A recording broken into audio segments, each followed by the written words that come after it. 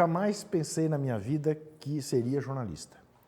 Embora tivesse no DNA da família, meu avô materno tenha sido jornalista, Luiz Amaral, um avô que eu conheci muito pouco, aparentemente muito bom jornalista, porque foi o primeiro jornalista a conseguir entrevistar o Luiz Carlos Prestes na coluna Prestes. Foi encontrar o Luiz Carlos Prestes no interior do Brasil. E, curiosamente, este meu avô era um homem que beirava o fascismo. Ele apoiava Mussolini, né, para ódio do meu pai, do genro, que era um liberal. Bom, então tinha esse precedente familiar, mas eu nunca tinha pensado nisso. Eu entrei na faculdade para fazer Ciências Sociais na USP e, na verdade, fazia militância em grupo clandestino de combate à ditadura e tinha como objetivo da minha vida ser professor universitário. A minha ideia era terminar Ciências Sociais, fazer mestrado, doutorado e seguir carreira universitária. Tinha até como ideia de mestrado ou de doutorado escrever uma tese para tentar mostrar que, ao contrário do que a esquerda de então dizia no Brasil, futebol não era ópio do povo, futebol não era alienação, futebol era fator de integração social. Curiosamente, era essa a ideia que eu tinha. Eis que eu estou começando a fazer a faculdade e um amigo que trabalhava na editora Abril me disse que a Abril estava atrás de alguém para trabalhar no seu departamento de documentação e pesquisa para atender uma revista que ia nascer, uma revista de futebol, a revista Placar, que era uma revista semanal de futebol que nasceria às vésperas da Copa do Mundo de 70. E como esse meu amigo sabia que eu não só gostava muito de futebol, como eu tinha até, fazia o meu próprio arquivo, eu tinha coisas basicamente do Corinthians, por razões óbvias, sou corintiano, mas tinha coisas de basquete também, porque também fui jogador de basquete, por mais que as pessoas não acreditem, mas fui, e coisas também por razões óbvias do Pelé, do Santos, né? Que também ninguém acredita quando eu falo que eu tenho uma maior simpatia pelo Santos, mesmo tendo o Corinthians ficado 11 anos sem ganhar do Santos. E eu fui, era chamado franco atirador. Cheguei na editora Abril, tinha uma comitiva de 7 grandes jornalistas para me entrevistar. E aí eu olhei para aqueles 7 e disse, bom, aqui eu não tenho nada a perder, a não ser não conseguir um emprego, né? E fui absolutamente tranquilo para a conversa com eles. E, para minha surpresa, quando acabou a conversa, um deles, que era quem decidia, falou, ó, você está contratado, pode começar amanhã. E eu não podia começar amanhã, porque eu tinha cometido, não a irresponsabilidade, mas eu pergunto a vocês conhecem alguém que tenha se alistado como voluntário ao Exército? Passaram a conhecer. Eu tinha sido liberado do Exército por excesso de contingente aos 18 anos. Aos 19 conheci um dos comandantes da resistência armada à ditadura, que era o braço direito do Carlos Marighella, o velho Joaquim Câmara Ferreira, e ele me convenceu a me alistar como voluntário ao CPOR para aprender a ser guerrilheiro. Fui para a infantaria. A classe média, em regra, quando tinha que fazer CPOR, preferia fazer cavalaria, porque, enfim, tem lá o seu charme. E eu não, fui para a infantaria, andar a pé, carregar arma pesada e tal, para ser guerrilheiro. E eu tinha que sair do Exército para conseguir trabalhar na editora Abril.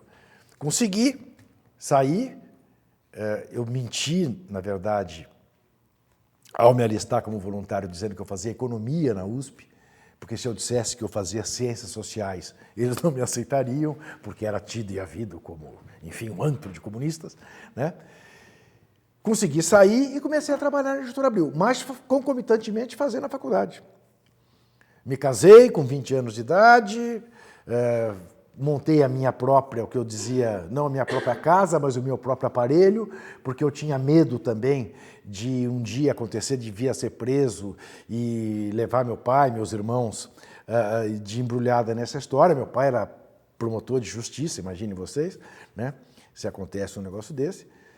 Acabei a faculdade, comecei a fazer pós-graduação. Quando eu acabei a faculdade, eu já era gerente do DEDOC da Abril. Comecei a fazer minha pós-graduação com o professor Francisco Vefort, que depois veio a ser ministro da Cultura do Fernando Henrique. E em meio ao primeiro semestre da pós-graduação, eu fui convidado para assumir a chefia de reportagem da Placar, sem nunca ter feito uma reportagem. Achei que aquilo era uma loucura. Ouvi do diretor da revista que eles queriam, antes de mais nada, o meu senso de organização, que o resto eu aprenderia rapidamente. E aí eu tive que escolher. E percebi que, de fato, tinha alguma coisa já inoculada, o vírus do jornalismo, porque eu não titubeei. Não dava para continuar as duas coisas, por uma razão muito simples. Estamos no Brasil, universidade pública, a USP não tem pós-graduação à noite. Você tem que ter dedicação exclusiva. Então, a Editora Abril me liberava às terças-feiras, que era o dia da minha pós-graduação, e era o melhor dia da minha semana. Eu, em vez de trabalhar no DEDOC, eu ia para Abril. Eu ia para a USP, passava o dia inteiro na USP. A Abril estimulava isso. A Abril estimulava até, dava bolsas para quem quisesse seguir, né? No caso da USP, não era bolsa, era de graça. Então, eu tinha essa facilidade. Acontece que terça-feira era o dia de abertura da revista Placar. O Placar fechava no domingo de madrugada, na segunda-feira era folga de todo mundo, e na terça-feira era a abertura da revista. Quem abre a revista é o chefe de reportagem. Então não era compatível, eu larguei a faculdade. Tenho certeza que o país perdeu um mau sociólogo e nenhuma certeza de ter ganhado um bom jornalista. Mas comecei a ser jornalista assim, dessa maneira. E aí fiz a minha carreira quase todinha, né, inicial. Durante 25 anos trabalhei na Editora Abril. Acabei sendo diretor da revista Placar, depois fui diretor da revista Playboy, fui diretor do núcleo de revistas masculinas da Abril. Nesse meio tempo fiz televisão, inclusive a TV Globo, entre 88 e 94, era comentarista do Jornal da Globo e também de futebol nos sábados à tarde. Mas, basicamente, eu diria para vocês o seguinte: eu sou um jornalista que acabou virando jornalista como uma maneira de alguma forma, seguir militando politicamente. Eu digo sempre isso. O jornalista é uma profissão, num certo aspecto, sofrida, porque jornalista não tem amigo, né? O amigo do jornalista é a notícia.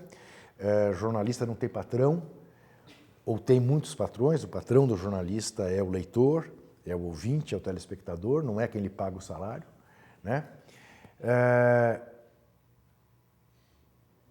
Eu procuro seguir fielmente uma coisa que eu aprendi, ou duas coisas que eu aprendi com Milor Fernandes: jornalismo e oposição, o resto é armazém de secos e molhados. Quem se curva diante dos poderosos mostra o traseiro para os oprimidos. Eu acho que o jornalismo é botar o dedo na ferida, é mostrar o que está errado. Não acredito em um jornalista que não queira melhorar a esquina da rua onde mora, a cidade onde vive, o país em que nasceu, com o perdão da pretensão, porque eu sei que a frase é aparentemente pretensiosa, mas eu não acredito em um jornalista que não queira melhorar o mundo. Se vai conseguir ou não, são outros 500. E num país como o Brasil, a gente encontra inúmeras contradições para o exercício da profissão. Porque nós ainda estamos no estágio muito mais da liberdade de empresa do que da liberdade de imprensa. Porque contrariar os interesses da empresa é para muito poucos. É uma conquista de muito poucos jornalistas. Mas há um aspecto que eu acho que é essencial, né? Porque, antes que me perguntem, o que você acha necessário para alguém vir a ser um bom jornalista? Eu digo sempre o seguinte, né? Lê muito. Lê o que te cair nas mãos. Se preocupar em ler toda a boa literatura em língua portuguesa. E quando eu digo a boa literatura em língua portuguesa, eu estou falando do Eça de Queiroz, de Portugal, ao Rubem Fonseca, passando pelo Graciliano Ramos, pelo Machado de Assis, enfim, pelos nossos grandes escritores. Conhecer uma segunda língua tão bem quanto conhece a sua própria. Ou talvez não tão bem, né? O Eça de Queiroz mesmo dizia que nós devemos falar orgulhosamente mal a língua dos outros, mas temos que saber falar a língua dos outros. Mas associado a isso, é absolutamente essencial que se tenha independência, que não se fira princípios. Ferido um princípio uma vez, você permitirá ferir seus princípios mais vezes. Essa é uma fronteira complicada, em que normalmente eu ouço nas escolas as pessoas dizerem: ah, mas é fácil isso para você dizer, né, Juca Kfouri? Você é o Juca Kfouri. E eu? E eu digo sempre às pessoas: eu sou o Juca Kfouri hoje, 42 anos depois que comecei. Quando eu tinha 20 anos e entrei na Editora Abril, eu não era nem o Juca Kfouri. Até no expediente das revistas da Abril, estão aí as revistas até hoje para vocês verem se quiserem, estava lá José Carlos Amaral Kfouri. E eu pedia para pôr meu nome, Juca Kfouri, no expediente, e as pessoas diziam: mas como? Não pode pôr apelido. Eu dizia: não, mas no meu caso não é apelido. Eu não sei quem é José Carlos. Se alguém me chamar na rua José Carlos, eu não olho. Eu sou Juca, desde que nasci. E as pessoas diziam: nem, mas então vai pôr o do Cachaça, vai pôr o Jangada, vai pôr... Não, mas esses não são apelidos aqui internos. No meu caso, não. Eu só consegui botar Juca Kfouri quando eu virei diretor da revista. Aí botei, claro. Passei a ser Juca Kfouri, tá certo? Mas até então era José Carlos. E quando eu digo não fazer aquilo que te fere um princípio, não significa dizer não fazer aquilo de que você discorda. Eu cansei de fazer coisas com as quais eu não concordava, por ordens superiores. Mas o que é cansei de fazer coisas com as quais eu não concordava? Dou 2 exemplos saborosos. Era diretora Playboy. Playboy ia fazer 18 anos, ia atingir a maioridade, né? Tinha lá um apelo marketológico. Subo no elevador com o patrão, Roberto Tibita, que me pergunta: qual vai ser a capa dos 18 anos? E eu digo para ele: estamos tentando a Malu Mader. Ele diz: ah, que Malu Mader? Vai cobrar os olhos da cara, vai vender muito menos da loira do Tchan, que vai cobrar muito menos que ela. Eu falei: ah, Roberto, loira do Tchan, 18 anos da Playboy, Playboy é uma revista refinada. Não dá para comparar a loira do Tchan com a Malu Mader. Diz: vai por mim, a loira do Tchan. Obedece quem, como é que é? Manda quem pode, obedece quem tem juízo, né? Eu não precisei pensar 2 vezes. Eu saí do elevador, já entrei na redação, disse: pessoal, desistamos da Malu Mader, a capa da Playboy vai ser... Você tá louco? Não, eu não. O Roberto Tibita tá louco. Fizemos a capa, da melhor capa possível, com a loira do Tchan. De fato, ela cobrou muito menos do que a Malu Mader começava a negociar que cobraria e vendeu milhares de revistas. Outra vez eu propus uma capa não, o diretor, o vice-presidente de revistas me perguntou qual seria a capa da Placar daquela semana. Eu disse que seria o Rogério Ceni, que era um goleiro que estava surgindo no São Paulo. E ele me disse: faz o Marcelinho Carioca, que está aí bombando. Eu falei: putz, nos últimos 4 meses fizemos 6 capas do Marcelinho Carioca. Ele disse: faz a 7ª. Eu falei: puta, mas não vai dar, mas eu não sei mais o que falar. Faz a 7ª. E nós inventamos uma 7ª capa com o Marcelinho Carioca, a melhor que nós podíamos. Eu estava frustrado, eu queria fazer o Rogério Ceni. Mas, agora, isso não me fere o princípio. Me mandasse fazer uma capa elogiando o Ricardo Teixeira, eu entregava minhas contas. Entendeu? É isso, é tão simples quanto isso. Como é que eu saio da Editora Abril? Eu saio mais ou menos por isso. Mais ou menos por isso. A Editora Abril entrou na aventura da televisão por assinatura. Um belo dia, o Roberto me chama e diz, ó, Juca, a gente não consegue um contrato de futebol porque a cúpula do futebol diz que não vai negociar com uma empresa que tem uma revista que bate neles todo dia. Então, eu te peço, faz favor, para de falar deles. Não precisa falar bem, mas não quero que fale mal. E eu disse, Roberto, a Editora Abril se orgulha de ter derrubado o Collor. Né? O meu Collor se chama Ricardo Teixeira. O meu Quércia se chama Eduardo Fará. Eu não concebo fazer a revista sem tratar disso. E dizer, pois é, mas não dá, porque daí eles não vendem nem o Campeonato Paulista nem o Brasileiro para nós. E metade da motivação para se comprar TV por assinatura é filme, a outra metade é futebol. Então não vai dar. Faz as contas e me manda embora. Não, nós temos planos para você. Não tem. Eu fui embora. Por quê? Porque aí sim eu passaria a ferir um princípio meu. Não estou aqui me fazendo de mártir, não. Aliás, a melhor coisa que eu fiz na minha vida foi eu sair da Editora Abril aos 45 anos de idade, com tudo que eu aprendi lá, e fazer esse caminho que eu acabei fazendo de carreira solo, né? Que me permite uma qualidade de vida que eu não tinha quando vivia 12, 14 horas dentro da Abril. A ideia para mim é essa. O jornalismo é uma profissão que te permite ter uma amplitude de conhecimentos e um ganho de convivência como poucas. Não vou fazer aqui o papel... É muito comum um jornalista dizer, o quê? Vocês todos querem ser jornalistas? Vocês sabiam que jornalismo, segundo os dados da ONU ou da Organização Mundial da Saúde, é a profissão que mais morre depois da profissão de bombeiros? Vocês sabiam que jornalista morre muito antes dos 40 anos porque vive estressado, tem problemas de coração, tem... Eu diria para vocês, não vou fazer nenhum... Porque se eu pudesse, se eu tivesse que recomeçar minha vida, eu não teria apenas a dúvida de que se eu ia fazer carreira universitária ou jornalística. Já faria direto. Acho absolutamente adorável a profissão. E, como toda profissão, tem as suas exigências. Para mim, a exigência essencial, sem a qual eu não respiro, é a da absoluta independência. E a absoluta independência é uma coisa que você conquista desde o primeiro dia que você pisa numa redação. É isso. Boa noite. Boa noite. Eu li numa biografia sua, agora não me recordo ao certo quem escreveu, que você, durante as Ciências Sociais da USP, durante a Copa de 70, você tinha uma prova da qual você disse ao seu professor que teria jogo do Brasil e que ele não poderia dar prova. Assim, agora, brincadeira à parte, transferindo isso para o nosso curso, e as pessoas da sua sala rechaçaram a sua brincadeira e tal, que não era, na verdade, uma brincadeira.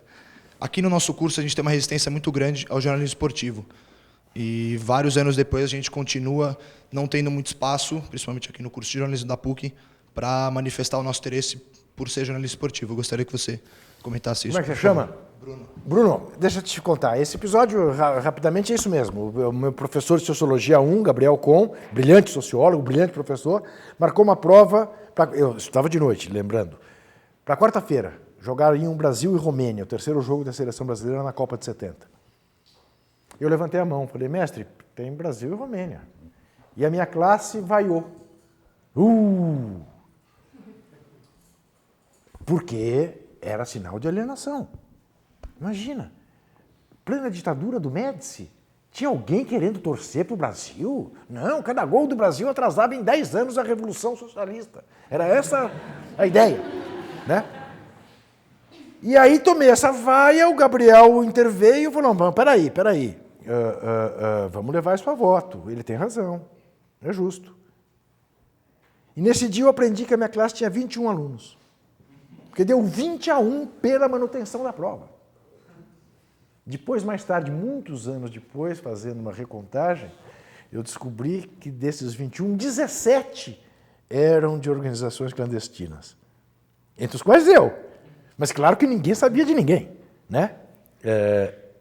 Eu, ao sair, acabar da aula, saí com o Gabriel, peguei ele no braço, falei, professor, eu não venho fazer a prova, eu vou ver o jogo. E ele me disse, tudo bem, você faz sexta-feira sozinho. Eu fiz. Eu fui aluno dele os 4 anos. É fartamente responsável por eu ter virado jornalista. Porque na última prova que fiz com ele, com a arrogância de um moleque que estava saindo da faculdade formado em Ciências Sociais, um trabalho sobre Émile Durkheim, que é um sociólogo francês, cujo título era Será Durkheim um conservador? E eu esculhambava com o Durkheim, entendeu? O grande sociólogo, o Juca Kfouri, esculhambava o Durkheim da primeira à última linha. O Durkheim era o cocô do cavalo do bandido. E o Gabriel me deu 9,5, com uma observação. Juca, você tem certeza que você não quer ser jornalista? E eu fui perguntar para ele, Gabriel, por que essa observação? Ele disse, porque isso aqui não é o texto de um sociólogo. Isso aqui é uma resenha bem-humorada, satírica, mas não é um texto de um sociólogo. E aquilo ficou na minha cabeça para 6 meses depois eu tomar a decisão que tomei. Muito bem, anos depois, isso aconteceu em 1970, julho de 70. 12 anos depois, em 82, governo Franco Montoro aqui em São Paulo, já primeiro governo eleito desde 64 em São Paulo, era diretor do Arquivo do Estado, um ex-professor da USP, que tinha sido meu professor, me telefona me convidando para participar de um grupo que ia fazer uma enciclopédia de futebol brasileiro. Aqui no Arquivo do Estado. Doutor Villanova, acho que chamava. Isso. Eu estou há uns 20 minutos reunido com o grupo, entra quem? Gabriel Pon. Ele entra naquela porta, eu olho para ele e falo, fazia muitos anos que eu não via. Eu digo, mestre, que surpresa agradável. Ele vem em minha direção de Derinriste. Surpreso, seu viadinho. Porque você é tão preconceituoso quanto aqueles seus colegas que não me deixaram ver Brasil e Romênia na Copa de 70. Aí eu falei, Gabriel, peraí. Você que marcou a prova, não foi eu? Sim, eu sei que fui eu que marquei a prova, porque eu sou um cara desligado, como você bem sabe, não me ocorreu, não me lembrei que tinha prova, que tinha o jogo. Mas, ô Juca, você se dá conta de que você passou 4 anos na faculdade, trabalhando para a revista Placar. Eu estava cansado de saber que você trabalhava para a revista Placar. Você nunca tocou em futebol comigo, seu professor de Sociologia 1, 2, 3 e 4. Saiba você que eu sou tão ou mais corintiano do que você. E que eu não acredito em um sociólogo no Brasil que não tem os fundilhos das calças, nunca me esqueci dessa frase, puídos pelas arquibancadas. E, de fato, de alguma maneira, eu reproduzi o preconceito ao não considerar que ali, os barracões, venerando os barracões das ciências sociais da USP, era um local para se falar de futebol. Barracões esses nos quais eu padeci no ano seguinte, porque a final dos Jogos Pan-Americanos em Porto Rico, no basquete masculino, foi entre Cuba e Brasil. E eu cometi a heresia de dizer que ia torcer para o Brasil. Você imagina torcer contra Cuba em 71, nas ciências sociais. O time do comandante Fidel Castro. Eu dizia, mas escuta, eu tenho muita simpatia pelo comandante Fidel Castro lá na área das políticas sociais dele. Mas eu sou brasileiro. Eu não vou permitir que me roubem as coisas que eu tenho de mais íntima. Eu me emociono com o hino, ou o hino é da ditadura. O hino é do Brasil. O time é do Brasil. O time não tem nada a ver com a ditadura. Bom, isso tudo para te dizer o seguinte. Há um antiquíssimo preconceito em relação ao jornalismo esportivo. Há uma piada nas redações, né? O menino chega na redação, vai lá para o secretário de redação e o secretário pergunta, o que você sabe fazer, menino? Não sei fazer nada ainda. Então vai lá para o esporte. Né? Ou para a polícia. É polícia ou esporte. Isso mudou, diga-se de passagem. Mudou até porque, digamos assim, alguns grandes nomes da imprensa esportiva se transformaram em jornalistas muito importantes no país, né? A começar por Armando Nogueira, né? Que era lá o colunista de futebol do Jornal do Brasil e que virou o diretor do Jornal Nacional, o diretor de jornalismo da TV Globo durante tantos anos, né? Outros, o ministro Miguel Jorge, né, que virou diretor de redação do Estadão, que começou a sua carreira no esporte. Também o Edil Vale Júnior, que começou a sua carreira no esporte, virou editor-chefe do Jornal do Brasil. Então, digamos, pelo menos dentro das redações, perdeu-se o preconceito de que ali se faz um jornalismo menor. Além do fato de que, com o começo das pesquisas de qualidade feitas no leitorado, né, descobriu-se aquilo que você está cansado de saber, que as pessoas, os meninos, em regra, começam a leitura do jornal pelo caderno de esportes. Ou seja, o esporte é a porta de entrada da leitura do jornal, né? E que são hábitos que muitos carregam para o resto da vida, né? Eu hoje não tenho mais esse hábito, te confesso, mas por uma razão oposta. Eu deixo o melhor para o fim. Entendeu? E faço isso hoje em dia com 4 não, com 3 jornais, com o Globo, com a Folha e com o Estadão, né? Então, que a universidade, de alguma maneira, reproduza esse preconceito é inaceitável. Brigue, porque não há o que justifique, não é... Eu digo sempre o seguinte, primeiro que não existe jornalismo... Bom, vamos começar pelas nomenclaturas, né? Nós falamos coisas constantemente sem pensar. Eu sou jornalista esportivo. Eu sou jornalista. Eu faço qualquer matéria que você queira que eu faça. Porque eu tenho o bom hábito de qualquer coisa que eu vá fazer, qualquer matéria que eu vá fazer, eu faço a lição de casa antes. Eu me informo antes, para não passar vergonha. E se você quiser parar para pensar nas nomenclaturas, o que é um jornalista esportivo? Eu até sou, como você pode ver, me visto, sou um cara magro, longilíneo, porte de atleta, ex-jogador de basquete. Mas, em regra, se você entrar na editoria de esporte, você vai ver um bando de gente gorda, sedentária, jornalista esportivo. O que é um jornalista político? É um cara cheio de cintura, que se dá bem com todo mundo? Um jornalista econômico é um cara que não gasta muito dinheiro, que vive dentro do orçamento? Vai ver a vida deles. Estão todos com cheque especial. Entendeu? Não tem isso, né? Você é um jornalista que está trabalhando na área do esporte, você está trabalhando na área da política, você está trabalhando na área... E depois, que separação é essa? O jornalismo que eu faço no esporte, frequentemente taxado de chato, porque tem final de campeonato, eu estou falando dos dólares que o Cartola mandou irregularmente para o exterior. Que tipo de jornalismo? É esportivo? É político? É econômico? Entendeu? Cada vez mais essa distinção não faz sentido. Não acredito que a Pontifícia Universidade Católica, que um dia foi dirigida por Dona Nadir Kfouri, possa fazer tamanho preconceito. Tendo ela o sobrinho que tem. Olha, isso é muito bom. Vamos lá, boa noite, meu nome é Vitor. Aproveitando o gancho aí, já que sua tia tem esse nome aqui, nome da nossa biblioteca, com a audácia que me permite, faça um convite. Você sonhou em ser professor de universidade? Que tal ser professor de jornalismo esportivo da PUC? Olha, se você, claro Esse que você está querendo me agradar. Assuntos, Tá certo. Tem mais coisas para falar. Tá, diga. Queria também te perguntar a respeito da sua proximidade com Sócrates, sim. E aproveitando isso também, falando do que representou, mesmo sendo jornalista e defendendo, sendo imparcial, o que representou o título do Corinthians no dia que o Sócrates morreu, principalmente para você. Veja bem, eu não tenho a menor condição de tempo de dar aula.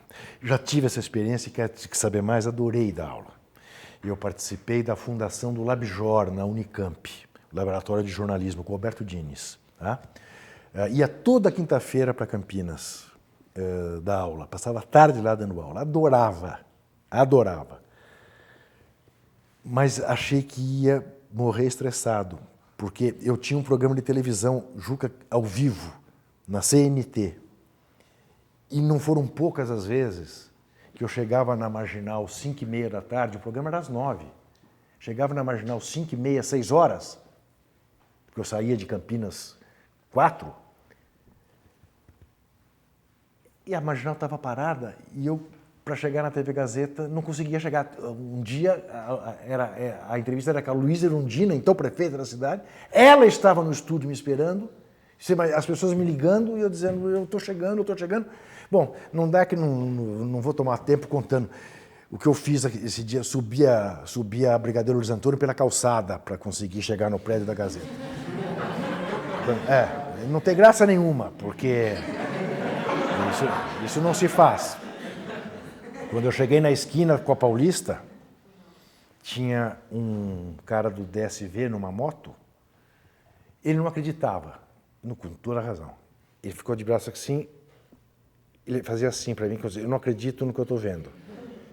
Eu desci do carro, falei, o senhor tem toda a razão, o senhor aprende meu carro, depois me prenda, mas eu tenho que estar naquele prédio daqui a 5 minutos que a prefeita... Ele me reconheceu. Ele falou, senhor Juca, mas o que o senhor fez? Eu falei, é o único jeito... Ele falou, pois o senhor não me explica. Ligou a sirene e fomos pela contramão. Se ele não me reconhece, me prende, com toda a razão. Mas, enfim, então não dá. Eu não quero viver assim.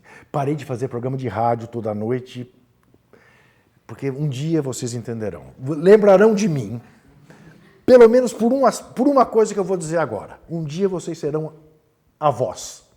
E vocês verão que não tem nada que se compare a ter 2 pequeninhas para você tomar conta. E hoje é a minha opção preferencial pelas minhas netas. Estou indo para Londres fazer Olimpíada, que é uma coisa que todo mundo sonha fazer, de coração partido, porque vou ficar 20 dias sem vê-las. E elas já estão fazendo chantagem emocional. O Sócrates. O Sócrates foi a única figura, objeto do meu trabalho, de quem eu fiquei amigo.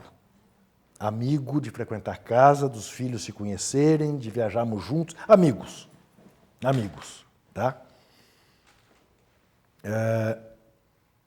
Razão pela qual eu não seria honesto se dissesse que sou capaz de ser objetivo em relação a ele.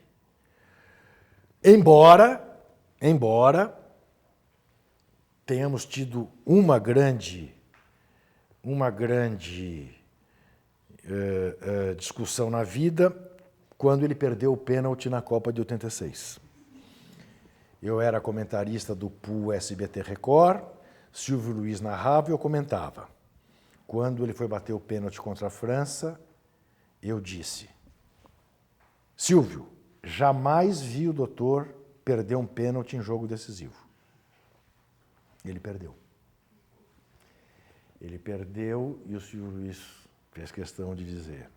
O Juca Kfouri acabara de dizer que jamais vira, pois viu agora. E eu peguei o microfone e disse, e não falo mais nada, me demito no ar. No dia seguinte, nesta mesma noite, nesse mesmo dia, após o jogo, mesa redonda. E eu disse que era imperdoável que o Magro tivesse batido o pênalti com a displicência que bateu. Ele foi displicente, ele não tomou distância, não sei o que. Então, se você pegar o tape para ver, você verá que ele deu um passo para trás e bateu daquele jeito que ele estava batendo. Muito bem. No dia seguinte, entro na concentração do Brasil, ele com a cara fechada me chama. Ele me chamava de Juquinha. Juca, vem cá. Falei, aí tem. Por que é, Magro? Vai reclamar, né? Porque a vida inteira eu te elogiei e você nunca agradeceu. Agora vai reclamar que eu te critiquei. Falei, não. Criticar, você pode criticar à vontade. Agora, eu esperava de você, que me conhece tão bem, que você se distinguisse dos seus companheiros. Todo mundo está dizendo que eu bati um pênalti de merda. Tudo bem. Agora, eu te faço uma pergunta. Você que me conhece tão bem. Olha as lições que você aprende. Quantas vezes você viu eu bater o primeiro pênalti? Eu falei, de fato, eu nunca vi. Eu sempre bati o quinto. Não te ocorreu que era uma coisa nova para mim? Pois eu vou lhe dizer uma coisa. Na hora que o Tele disse, você bate o primeiro, eu quase falei, não, peraí, primeiro não. Mas eu pensei, quem vai bater o quinto é o Galinho, é o Zico, que já tinha perdido um pênalti durante o jogo. Não vou botar em dúvida aquele que tem que bater o quinto. E eu fui bater. E pela primeira vez na minha vida, eu andei do meio de campo até a marca de pênalti, pensando que o país inteiro estava me olhando. Eu nunca tinha atentado para que as pessoas estivessem me olhando na hora de bater o quinto pênalti. Porque eu me concentrava tanto durante a primeira cobrança, a segunda cobrança, a terceira cobrança, que eu ia bater o pênalti, fazer o gol. Como é que o goleiro pulava, como o goleiro não pulava, fazer o gol. Nunca perdi um quinto pênalti. E eu, engolindo seco, eu não disse para ele, eu falei isso, que nunca tinha te visto fazer isso, eu falei. Né? Ficou magoado comigo uns 15 dias. O fato de você trabalhar com futebol faz com que você amenize a sua paixão. Tá? Primeiro porque você passa a gostar de algumas figuras que não são do seu time. Eu, por exemplo, nunca fui capaz de torcer contra o Tele. E o Tele, durante 3 anos, foi técnico do São Paulo. Né? A ponto de o período que eu trabalhei no Jornal da Globo, a Globo faz sempre pesquisa, né? Como é de aceitação dos seus artistas, dos seus jornalistas e tal. 85% dos telespectadores da Globo achavam que eu era São Paulino. Porque diziam que eu só falava bem do São Paulo. Claro, São Paulo também era bicampeão do mundo, eles queriam que eu falasse bem de quem. Mas, enfim. Então, digamos, eu sempre fui corintiano, permaneço sendo corintiano. Eu sou só corintiano, não tenho outro time. Mas você passa a ter emoções mais contidas e, às vezes, até não emoções. Por exemplo, o título do Corinthians de 2005 é um título que, rigorosamente, eu não comemorei. Nem como pessoa física. Tá? Não comemorei. O título teve aquela atrapalhada do juiz, teve a roubalheira no jogo contra o Inter aqui no Pacaembu, perdeu em Goiás o último jogo. Um título realmente não me comoveu. Confesso a você, eu extravasei pessoa física de maneira surpreendente para mim mesmo no gol do Adriano contra o Atlético Mineiro, porque ali eu acho que o Corinthians ganhou o título. E aquele dia 4... eu não consigo falar o dia do título, porque começou errado, né, com a morte dele, e não tem na história, se você pesquisar, não tem na história um ídolo de um time morrer na manhã em que esse time vai ser campeão. E ali foi uma confusão de sentimento. Mudemos de assunto. Você coleciona alguma coisa do Neymar, igual colecionava do Pelé? Não, mas sou inteiramente encantado com esse moleque. Eu até ontem até falei na televisão. Fazia muito tempo que eu não sentava para ver um jogo com a expectativa. Isso era uma coisa que acontecia muito nos tempos do Pelé, nos tempos do Garrincha, nos tempos do Zico, nos tempos do Magro, nos tempos da democracia corintiana.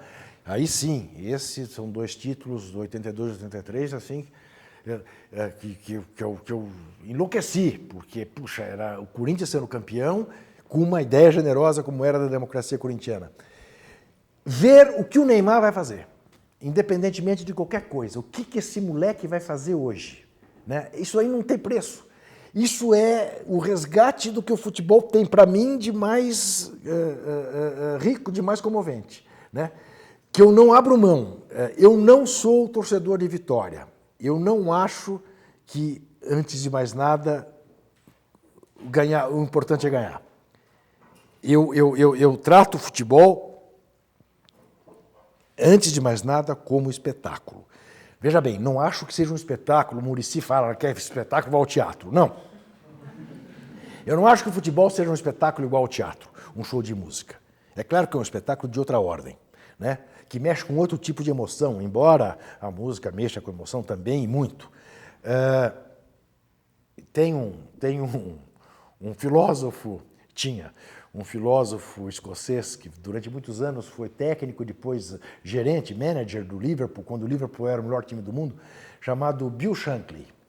O Bill Shankly dizia o seguinte, ele era um pensador realmente frasista, com frases admiráveis.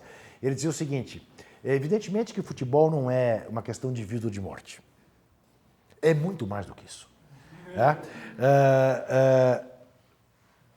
Eu acho que o Neymar é capaz de tornar isso muito claro, porque as coisas que ele faz, a inventividade do Neymar é um negócio de tirar o chapéu. Eu não sei onde é que esse menino vai parar se a gente pensar que ele tem 4 anos de profissional. Boa noite, Meu nome é César, também faço jornalismo aqui na PUC. Recentemente eu fui numa sabatina da Folha, você estava com o Aldo Rebelo, e lá você disse que você inclusive já votou nele, fez elogios a ele, mas naquele momento parece que você estava um pouco decepcionado com ele. E inclusive em algumas das respostas que ele parecia que fugia um pouco, por exemplo, quando perguntaram para ele o que ele tinha a dizer sobre as pessoas que estavam perdendo suas casas por causa das obras da Copa, você notoriamente virou o rosto e se demonstrava muito chateado. Gostaria de saber qual a opinião que você tem dele hoje e se você ainda acredita em algum político para dizer assim, poxa, esse aqui realmente faz um trabalho sincero. Olha, César, você me pega naquilo que eu preferia nem entrar em maiores detalhes, e vou explicar por quê. Eu falei do Milor Fernandes, das frases do Milor Fernandes. Eu gosto também muito de uma frase do Vitor Martins, parceiro do Ivan Lins, numa música cujo nome eu não sei, mas que eu acho que é Desesperar Jamais. Eu digo sempre o seguinte, eu tenho 62 anos de idade e não desisto. Eu não admito ver entre estudantes alguém que diga não dá para acreditar em ninguém, a política é uma coisa suja. Dizem que se há uma coisa que jornalista tem que ter e exercer permanentemente é o seu ceticismo. O jornalista sempre tem que estar com o pé atrás. O jornalista nunca pode acreditar inteiramente no que as pessoas dizem, né? Tem que checar e sempre desconfiar que as pessoas estão tentando te esconder a realidade.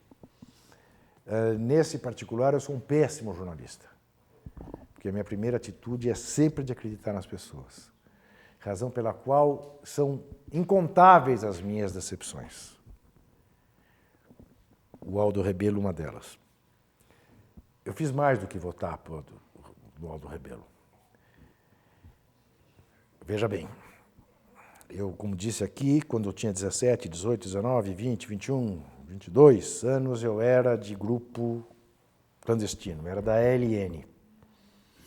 A ALN foi dizimada, como todos os grupos de resistência armada.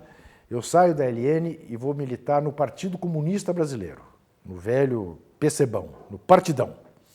Eu jamais votei no PCdoB e achava o PCdoB um partido radicaloide, enfim, que elegeu, né, o Remendocha como seu grande líder, porque nem o Mao Tse Tung os agradava. E um belo dia me vi, mais do que votando no Aldo, pela atuação dele na CPI do CBF Nike. Eu contribuí para a campanha dele, tomei dinheiro de amigos meus, registrado no TRE, está lá. A Folha de São Paulo, na qual eu não trabalhava então, fez questão de dar no painel, né, de sacanagem. Como se dissesse, olha aí, ó, jornalista dando dinheiro para a campanha. Então, dei dinheiro, fiz o Washington Oliveto dar dinheiro, enfim, saiu todos os nomes. Ficaram agradecidíssimos a mim por semelhante serviço. E, de repente, eu vejo o Aldo, ao chegar ao poder, revelar-se igual a todos os outros. E aí me decepciona, é claro. Mas não é só na prática dele como ministro do esporte. É o Código Florestal que ele relatou, que é um atraso, que é um Código Florestal dos agropecuaristas, né? E não dos preservacionistas, né? Dos ambientalistas. Né? Então é uma decepção, que eu acho que ficou clara aquele dia. Embora, diferentemente do antecessor dele, eu o tenha na conta de um homem honesto. Só que a gente, aí sim, nós temos que parar com essa coisa de achar que a honestidade é qualidade, né? Porque há também os que desmoralizam a honestidade. E no futebol, um queridíssimo amigo meu desmoralizou a honestidade, que é o professor Beluso, né? Que foi um pífio presidente do Palmeiras, quando eu tinha na conta que ele ia ser a revolução no futebol brasileiro. Putz, enfim, chegou esse cara, e agora vocês vão ver que é bom para tosse. Né? E foi um horror. Né? Então as coisas são complicadas, são mais difíceis. E vou te dizer mais, estou dizendo que aprendi uma lição de humildade com o Magro no episódio do pênalti, aprendi outra com o Beluso. Sabe qual? Provavelmente, se eu fosse presidente do Corinthians, seria tão mau presidente quanto ele foi para o Palmeiras. Porque eu não me julgo melhor do que ninguém. O Beluso é uma figura intelectual brilhante, um cara bem formado, generoso, uma pessoa do bem. Se perdeu daquele jeito, de falar, vamos matar os Bambi, queria dar tiro no juiz, contratou desbragadamente, estourou o orçamento do Palmeiras. O que isso revela? Que uma pessoa como ele, ao chegar lá em cima, perde inteiramente a racionalidade e a paixão leva a fazer todas essas loucuras que ele fez. Inclusive pessoais. Nós brigamos, porque eu o critiquei por ter dito vamos matar os Bambis. Sabe qual foi a resposta dele? Que aquilo era uma festa de aniversário privada. Eu falei, mas Beluso, não era a festa de aniversário na sua casa da sua filha, era na Mancha Verde. Não existe festa privada na Mancha Verde. Como falar um troço daquele? Nós ficamos, os últimos 6 meses do Beluso, nós não nos falávamos. Eu torcia para acabar o mandato dele, para a gente recuperar a relação. E não vou mentir, a gente se dá hoje, se encontra, quando se encontra de maneira cordial, afetuosa, mas não somos mais, não temos mais o relacionamento que tínhamos. Entendeu? Então é difícil. E aí, nesse aspecto, claro, é muito mais fácil ser jornalista, que a gente é estilingue, né? Tá certo? Estar lá é diferente. Tem todas as questões que vocês, né, vão estudar, se é que já não estudaram, sobre a ética da responsabilidade, né? Mas eu realmente há certas concessões que eu não faço mais. Me decepciono, mas não faço mais. Então, eu lamento dizer que alguém que aos 19, 20 anos era de grupo clandestino, que fez a campanha das diretas, que não sei o que e tal, nas últimas eleições anulou o voto. Não é exemplo para ninguém. Eu escrevi isso no blog, apanhei feito boi ladrão, com toda a razão. Levei todas as lambadas a que tinha direito, mas é que eu também não podia mentir. Eu estava decepcionado com o governo Lula, a razão pela qual não ia votar na Dilma. E não votaria no Alckmin, mas nem amarrado, não votaria num cara da Opus Dei, mas não havia o que fizesse eu votar. Então, eu acabei anulando o voto. Hoje estou, digamos, agradavelmente surpreso com a gestão Dilma. Mas não com o Aldo. A Copa, se você acha que a gente vai estar preparado até 2014, você devia esperar mais um tempo para fazer. Veja bem, a pergunta é sediar a Copa. Sediar a Copa, eu acho que o Brasil tem todas as condições. Sediar a Olimpíada, eu acho um absurdo. Um país que não tem política esportiva, não tem nenhuma cultura olímpica, né? Começar, antes de ter essa política, por sediar uma Olimpíada. Tá? A Copa, o Brasil é um dos países do futebol, né? 5 vezes campeão do mundo, a última Copa que fez, a primeira e única, foi 60 e tantos anos atrás. Agora, o Brasil deveria fazer a Copa do Mundo do Brasil no Brasil. A Copa do Mundo da Alemanha no Brasil nós não podemos fazer. A Copa do Mundo da Ásia no Brasil nós não podemos fazer. E é isso que está sendo ensaiado. O Brasil, nesse momento, está construindo, no mínimo, 5 elefantes brancos. O estádio de Brasília, o estádio de Cuiabá, o estádio de Manaus, o estádio de Natal e o estádio do Recife.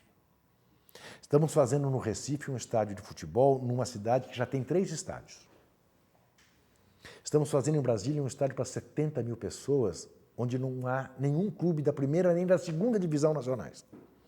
Estamos fazendo um estádio em Cuiabá, que o governador, muito espirituoso, quando dizem para ele que o estádio é um elefante branco, ele diz, não, é um jacaré verde, porque é um estádio ecológico, onde também não há futebol de primeira nem de segunda divisões.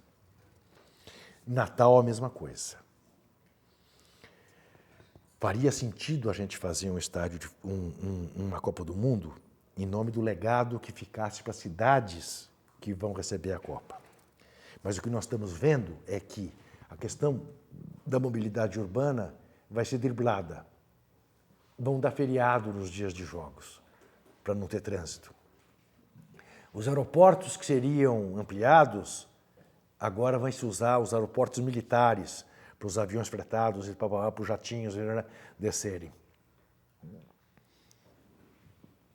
E para deixar claro, e não parecer uma atitude preconceituosa em relação aos centros menores do país, eu digo aqui que nós, paulistanos, nós de São Paulo, engolimos goela abaixo um dos maiores descalabros que nós poderíamos engolir, a de se dizer que o estádio do Morumbi, que há mais de 50 anos é o estádio que recebe o mundo do futebol em São Paulo, não serve para um evento de um mês, 5, 6 jogos no máximo. Alguém poderá me perguntar, mas você acha o Morumbi o estádio ideal para... Não, não é o estádio ideal. Claro que não é. Mas nós não podemos ter o estádio... A Alemanha pode derrubar um estádio e fazer a Allianz Arena, como fez em Munique, lindíssimo. A Alemanha pode fazer o estádio ideal. Nós não. Nós não temos que estar preocupados em ter o estádio ideal. Nós temos que estar preocupados em ter a estrada ideal, o hospital ideal, a escola ideal. O estádio ainda não. Ainda não. Não precisavam derrubar o Maracanã para fazer outro. O Mineirão para fazer outro. E podíamos receber no Morumbi. Com problemas. O Morumbi, há 50 anos, recebe os jogos da seleção brasileira, os jogos das eliminatórias da Copa do Mundo. Já recebeu decisões da Copa Libertadores, que é o torneio mais importante que disputa nas Américas. E decisões não só do São Paulo, dono do estádio. Palmeiras decidiu lá, Santos decidiu lá. Corinthians não, porque não liga para esse torneiozinho cucaracho. Né? Mas, e aí alguém vem por uma picuinha e diz para nós que o Morumbi não serve, que nós vamos fazer um estádio em Itaquera, para o Corinthians. Com dinheiro público, com incentivo, com isenção. Ah, mas vamos levar o progresso para aquela região tão sofrida de São Paulo, a Zona Leste.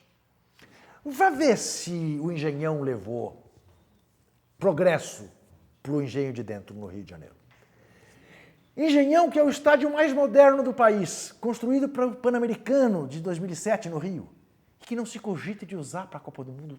Já ocorre isso. Que nós temos um estádio que tem 4 anos, 5, que não é cogitado para a Copa do Mundo.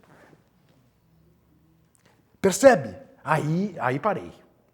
Essa Copa eu sou contra. Tem um livro que eu recomendo, para quem quiser se aprofundar nessa questão, chamado Soccernomics. Está traduzido em português. É de uma dupla inglesa, do colunista de esporte do Financial Times e de um economista de sobrenome impronunciável, uma sopa de letras, que é especialista em negócios do esporte. Eles têm uma tese muito interessante, que é a seguinte. Primeiro, eles mostram com números que nenhum desses mega eventos, Copa do Mundo, Olimpíada, em regra, deixa lucro para o país que os recebe. Lucro financeiro. Conta de entradas e saídas, tá? Mas mostra algumas experiências muito bem sucedidas. Eles dizem o seguinte, que o problema nasce em que os estadistas, ou que os políticos, que não são estadistas, não fazem uma pergunta que todo estadista deveria fazer para o seu povo. Que é a seguinte, nós temos a oportunidade de receber uma Copa do Mundo, fazer uma festa durante um mês aqui, mundial, no nosso país. Vai custar 100 bilhões. A gente até tem esse dinheiro com sacrifício, mas vai custar. Vão entrar uns 80, mas vai ser uma festa. Nós vamos fazer um mês de festa. Deve ser preocupação de um estadista fazer seu povo feliz durante um mês? Eles acham que sim, eu também acho. Se for conversado, jogo jogado, se o país se manifestar, queremos fazer festa de um mês, queremos pagar esse dinheiro. Legal, vamos fazer. Vamos fazer. Mas ninguém pergunta. Todo mundo mente. Diz que vai dar lucro. Não vai dar. Aí o que ele diz? A Copa do Mundo é, na verdade, um anúncio que um país tem a chance de fazer para o mundo durante um mês. Um anúncio de um mês. É um baita anúncio. Com um risco. Ser um mau anúncio. E nós temos o risco de transformar duas grandes vitórias do Brasil, inegavelmente do governo Lula, de trazer para o país os dois maiores eventos do mundo, não apenas os dois maiores eventos esportivos do mundo, os dois maiores eventos do mundo, e transformarmos esses dois eventos em dois grandes fracassos. Porque se nós fizermos a Copa ou a Olimpíada como nós fizemos os Jogos Pan-Americanos, sai de baixo. Sai de baixo. Porque prometemos que íamos despoluir a Baía da Guanabara, não despoluímos. Que íamos despoluir a Lagoa Rodrigo de Freitas, não despoluímos. Que íamos fazer o metrô do Galeão para Jacarepaguá, não fizemos. Fizemos um conjunto esportivo aquático Maria Lenk, com a desculpa, a justificativa de que ele era um mega conjunto aquático, porque se caso o Rio viesse a ganhar a sede da Olimpíada, estava pronto. Pois o Rio ganhou. E o Comitê Olímpico Internacional foi lá e falou assim, lamento, mas a capacidade de público é aquém do que nós exigimos para as provas de natação. Vamos fazer outro. E o conjunto aquático Maria Lenk vai ser usado para aquecimento dos nadadores antes das provas de natação e para os jogos de polo aquático, que tem muito menos afluência de público. Entendeu? Ia custar 400 milhões de reais em dinheiro público, custou 4 bi. 4 bi. Essa Copa, o senhor Ricardo Teixeira, não é que ele anunciou, ele escreveu na Folha de São Paulo, na página 3, que seria a Copa da Iniciativa Privada. Pois bem, segundo o levantamento do Tribunal de Contas da União, 97,8% do dinheiro investido na Copa do Mundo é dinheiro público. Ou do BNDES, ou de isenção, ou de incentivo, ou da Infraero. Então, essa Copa, eu acho que é um absurdo que a gente faça.